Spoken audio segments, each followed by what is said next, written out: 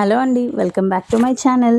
చాలామందికి తెలియని ఒక ఇంపార్టెంట్ విషయం ఏంటంటే, ప్రాన్స్ చేసేటప్పుడు కొంతమంది ఓన్లీ పైన హెడ్ పార్ట్, టెయిల్ పార్ట్ తీసి ఆ పైన ఏదైతే స్కిన్ లేయర్ ఉంటుందో అది తీసేసి అలానే క్లీన్ చేసుకొని కుక్ చేసేసుకుంటారు. ఈవెన్ మనం రెస్టారెంట్స్ బయటకెళ్ళి ఏవైనా ఆర్డర్ చేసుకున్నప్పుడు కూడా ఫ్రాన్స్ మనకి అది చాలా క్లియర్గా కనిపిస్తూ ఉంటుంది. ఆ పైన ఉన్న బ్లాక్ థ్రెడ్, అది అస్సలు మంచిది కాదండి.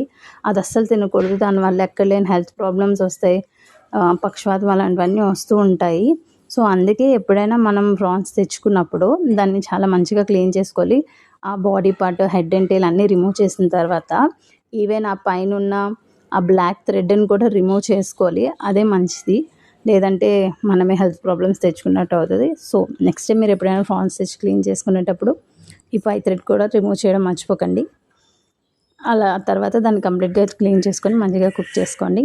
నా వీడియో కనుక మీకు నచ్చినట్లయితే లైక్ చేసి సబ్స్క్రైబ్ చేయండి, షేర్ చేయడం మర్చిపోకండి. Thank you for watching.